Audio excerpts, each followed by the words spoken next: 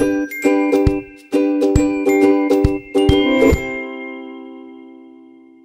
and welcome to this Study Gurus video. I'm Claire, and in this video I'm going to talk about how to organize your notes. I think a lot of students struggle to keep all of their notes in one place and find things quickly and just have a general handle on where all of their study stuff is. And this is an important problem, not because it's nice just to have all of your stationery lined up at right angles, but because when you can't find stuff, that really sucks. It really sucks because it wastes time and it's frustrating and it kind of derails your study progress. So when it comes to having organized notes, it's not just about looking pretty. It can have a substantial effect on the efficiency and efficacy of your study. So here are some of my recommendations for keeping all of your notes organized. I think one of the biggest obstacles to having organized notes is when you don't have one place for everything. Now in this digital age, you're not going to have one place for everything because you might have exercise books that have handwritten notes in them, and you're probably going to have typed notes, or at least certainly documentation of some kind on a laptop or a computer or some kind of device. But that doesn't mean you can't keep everything nice and tidy. What we really recommend that you try with your study notes to keep them organized. So by study notes we mean, your handwritten notes that have bits of paper stuck in them and diagrams that you've drawn yourself, is to keep all of those notes for one subject in one exercise book. So kind of like this, just a simple book with lines that you can write in and draw all over, but just having it in a book that's kind of bound like this just is going to help keep everything all together. What you want to avoid is writing stuff on random bits of paper that are loose, because inevitably you will lose those loose bits of paper, just like I would have done when I was at school. Having one exercise book or notebook for each subject for your study notes is just going to simplify things and prevent you from losing important notes. Yeah! We also like to actually stick or make our subject maps in the very front page of those exercise books. That way our subject maps were in the exact same place as our study notes for that subject, and it made it really easy to refer back to the subject map all the time to make sure that we were on track, studying the right topics, and made it really easy to literally cross out or tick off the topics as your study progressed. So that's our super simple but super effective tip for keeping your study notes organized: one exercise book or notebook per subject. As far as your notes and documents on your device are concerned, a couple of things. Firstly, folders. Please make sure that you are using folders in a logical way. I know this might sound really dumb and obvious, but so many people just dump random documents all over the place into their computer, which obviously makes things really hard to find again. And we want to avoid making it hard to find stuff, because that really destroys our motivation and makes studying even more of a pain. So what I would do before you launch into your exam study, and probably just at the beginning of semester if you're going to be really good, is to make a folder called, school or study, and within that make a folder for each of your subjects. Then within each of those folders you can make the relevant subfolders that you need, and just always put relevant documents into those folders and subfolders. If you start off by having this folder system ready to go, you're going to save yourself so much time and hassle later down on the track. There's nothing worse than having a scramble of documents that are all mixed up and then having to organize them later on. So I would just take half an hour this week to sit down and set up your folders, and then you can add documents and notes to them throughout the semester, throughout the year as you go, and it's going to make things so much easier. Now the second thing, when it comes to your laptop or computer, you need to think about what kind of program you're going to use and how you're going to keep those notes organized. No doubt there are hundreds of different programs out there that will be perfectly good. You might be using a program already that you absolutely love, and that is great. Your task is just to find the one that works for you. All I'll say here is that when I was at law school, the program that I took all of my notes on in class was OneNote. I absolutely love OneNote.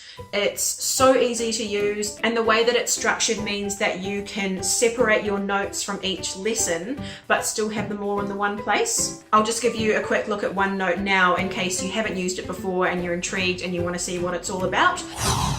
So here we have the OneNote interface. I'll just give you a very quick tour.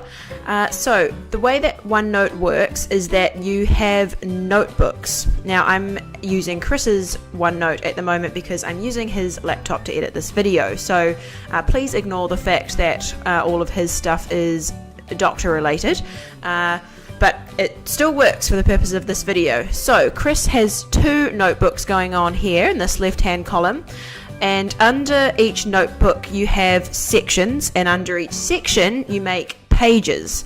And so this is why it's great for keeping things organized, because you can have all of your different notes organized according to subject and topic and subtopic, but it's all in the one place. So for instance, I would probably make a notebook for each different subject, and then in the second column I would make different sections for each topic of that subject, and then under each section I would have different pages in this third column for every topic of that subject. So for instance, if you were studying biology, I would make a notebook for that, and then in the section part in this column I would make sections for each different topic, such as plant biology, human biology, genetics, that sort of thing.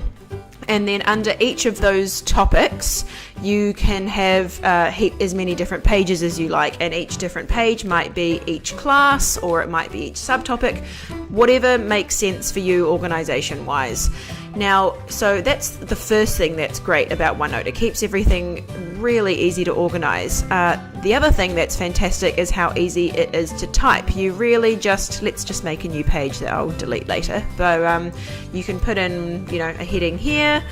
Let's say, it's like Tuesday's class, and then you're just going to start typing. You might want to take some notes while the teacher is talking, or these might be your notes when you get home from school, or these might be your study notes when you're studying for exams. It doesn't matter, but you can type whatever you want. It's super easy, and on top of that you can add files from anywhere, so anything that's digital you can keep in this one place, which I think is awesome.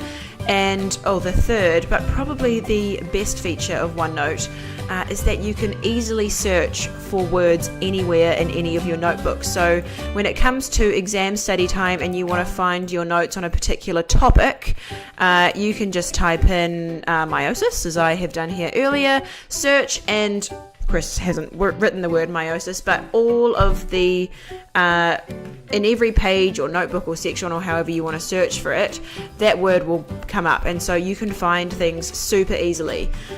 So I'm very sad that this wasn't around when I was at high school, but it's here for you, and that's fantastic. So I'll leave it there for now. I just wanted to give you a quick introduction to the magic of OneNote, and let's get back to the main video. Again, I'm sure there are heaps of different types of computer programs out there that are perfectly adequate for note-taking, so feel free to go off and have a look on the net and find the one that you think is going to work best for you.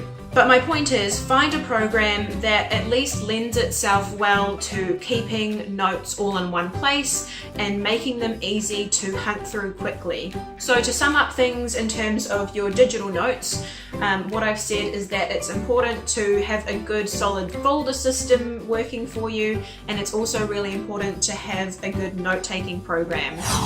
And the overall message of this video is, whether you're dealing with your digital notes and documents or your handwritten study notes, the key is to try and keep everything in as fewer places as possible. So nice neat folders that make sense, a program that keeps all of your notes in one place, and an exercise book or books that keep all of your study notes more or less in the same place. This is going to take out all of the clutter and loose leaf paper in your study life. It's going to simplify things, it's going to make you feel organized and on top of things, it's going to help you find information and find your notes really quickly so you're not spending hours scrambling through random bits of paper. I promise you that just employing these really simple organizational study techs will make you, well, it will bring a sense of calm to your study. And I'll also say this before I go, try and start doing these things early on in the year, early on in the semester. Don't start doing these things just the week before your exams, because by then it's kind of too late. The whole point in implementing these systems early is so that the rest of your study goes more smoothly. Of course, you might have other study techniques that help you keep your study life organized. If so, we'd love to hear about them in the comments below. As I've said before, this is all about helping each other get through study more easily. No doubt I'll be making some more videos about organization in the future, but for now, that's it from me, so I'll see you next time.